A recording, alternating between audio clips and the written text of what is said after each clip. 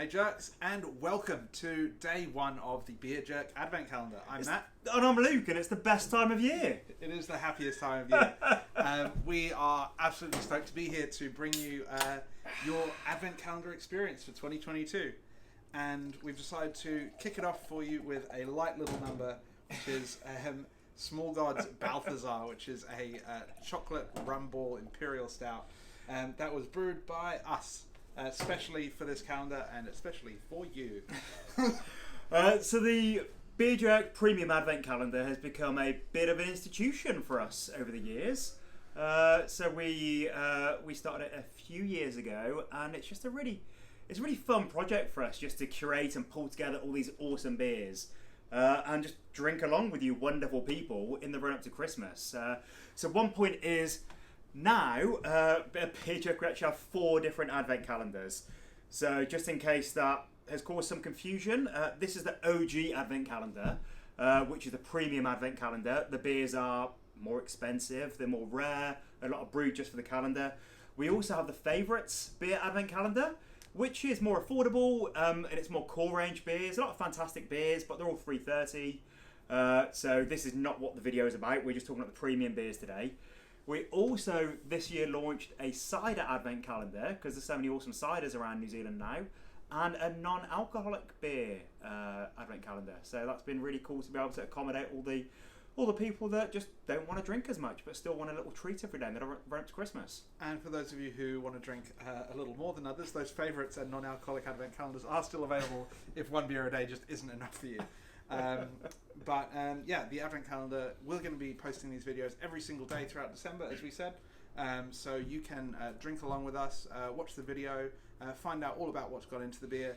If you want to chat with your fellow jerks about it, if you're not already a member, you can join us on NZ Beer Jerks on Facebook. That's our members group, where you can get involved, see the videos and pictures and reviews that people are posting, find out what's going on in beer in general, and just get a sense of what's going on in our little corner of the beer community. Yeah.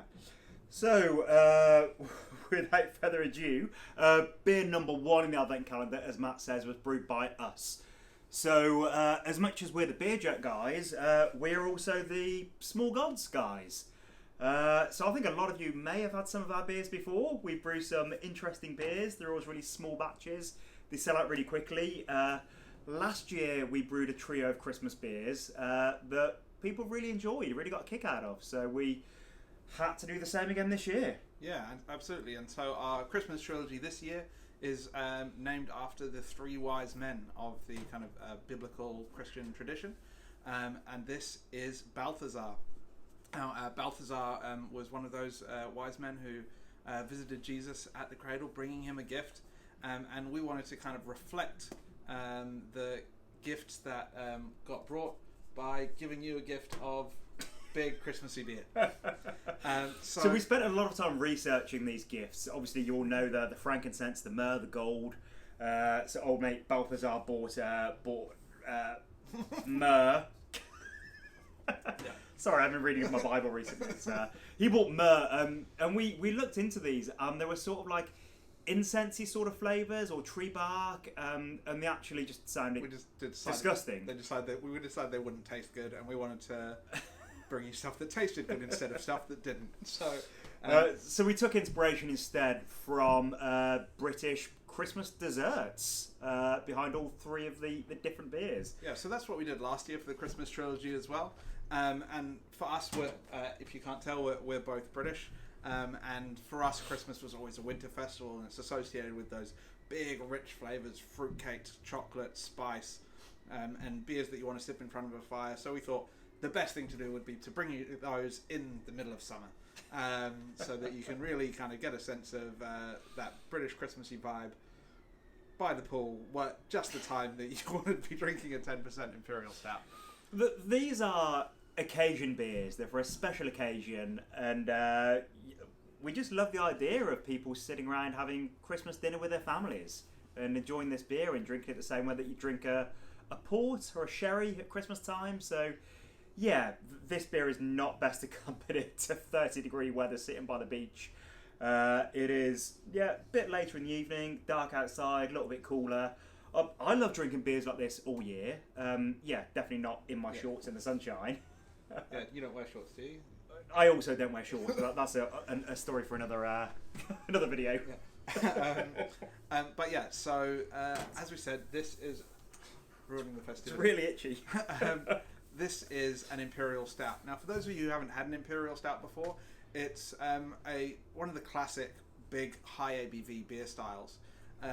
It's originated as the Russian Imperial Stout, where they were brewed in England for the kind of Russian imperial royal family who got a taste for those kind of big beers, and they've evolved particularly in recent years to include more spices and herbs and fruits and other adjuncts which can kind of elevate the flavor profile. You've got a big boozy base to the beer, big sweetness, big dark malt flavor, chocolate, coffee, and roast, and all those kind of beautiful stout flavors that you get. But everything's really turned up to 11 here.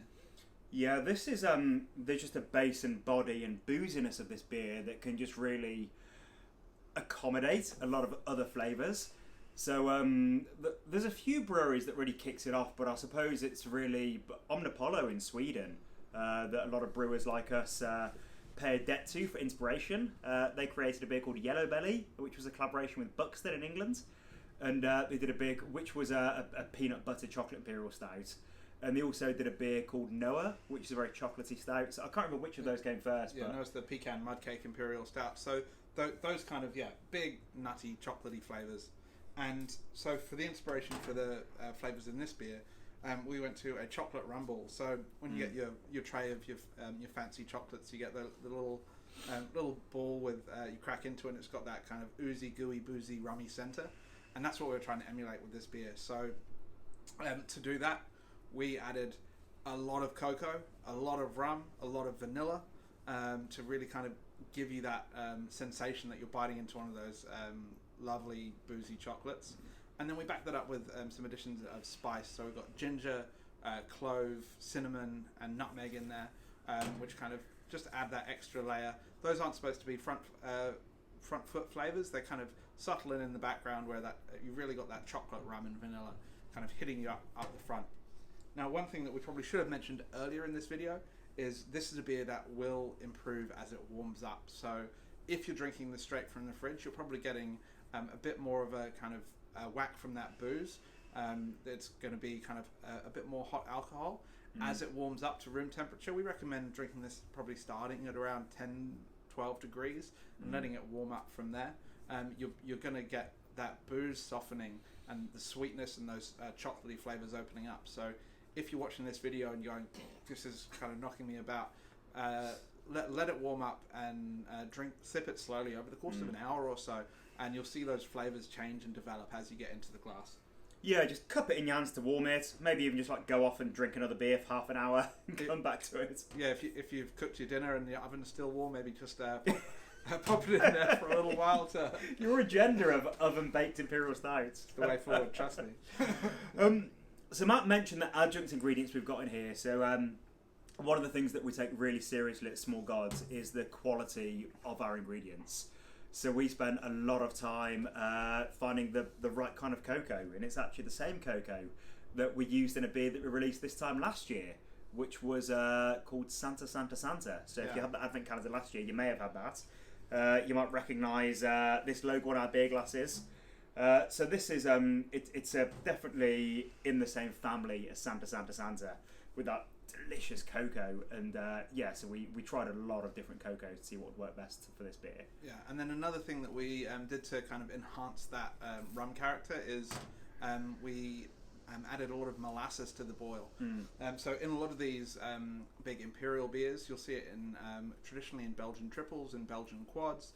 And a lot of double IPAs and those kind of higher ABV beers will add adjunct sugars to the beer, to the boil, because most breweries from the mash, you can't get enough grain in there to get the ABV that you want without multiple mashes or other mucking around. So a lot of times sugar is added. So we used molasses because that is where the sugar that rum comes from. So we wanted to add in that rum character in the base sugar, as well as with the addition of a healthy dose of dark rum in there to really kind of get that depth of flavour for the rum there. The other thing we did is we boiled it for ages. I think 4 or 5 hours this was boiled for, which kind of it thickens up the beer, so you get that thick mouthfeel that that you should have coming through, where it's kind of coating your mouth, and it kind of reduces the beer, it concentrates the alcohol, and it gives you some really nice kind of roasty, toasty flavors as that liquid kind of caramelizes on the bottom of the kettle. Just kind of like you're reducing a sauce or caramelizing onions or something. Those Maillard reactions where you get those toasty, caramelized sugar flavors coming through. You get that from the long boil as well, which kind of another thing we did to enhance that body and that character in there. Yeah, and that long boil is a bit of a small god's, not secret because everyone knows about it. Because we tell you in videos like this. But just something that we love to do that not many other breweries do whatsoever, because it's really inefficient. So first of all, it's really expensive to boil the beer for so long because it costs so much in gas or electricity. But also you lose volume. So we lost a huge percentage of our wort by boiling it. A few hundred litres. So it's just a very, very expensive way to make beer. But luckily for you, we clearly don't care about making any money from our beers. And on that, we use some really high quality Jamaican rum that we bought in. So this is, it's not rum flavouring that happens in most RTDs. When you have an RTD that's like a bourbon and coke or a rum and coke, something like that, it's ethanol, rum whey, flavouring. It's whey, alcohol and flavouring. And so this is literally fortified with some really good Jamaican dark rum. And similarly, the vanilla in there, it's not vanilla essence. It's but it's we sourced a vanilla paste that is basically minced up vanilla beans so as Luke says, we have a real focus on the quality of our ingredients and looking at every step of the process to make sure that we're building in as much flavour and as much genuine flavour, as much depth as we can throughout the beer, and we hope that shines shines through for you in this beer today. Well, it's a pretty sticky beer. It is. It's like real molasses, real sweetness. So compared to its, you can almost call it a sibling, the coconut Santa we did last year. That was sweet. That was more obvious dessert. That was more of I suppose a hot chocolate sort of thing. So this is more of an adult dessert, being a chocolate rumble. But definitely, you can just see how it clings to the glass as you wash it around. It's like motor oil almost. It's got real viscosity. But with the molasses in there, it's sort of like as I'm drinking it, it's like, oh, this is, sticky. Yeah, it is. And so we hope you enjoy drinking this beer today. We have a lot more treats in store for you over the next 24 days as we get into the Advent calendar. If you enjoy this beer, you may have noticed that you've got a little flyer in your box for our service called Tex Beer.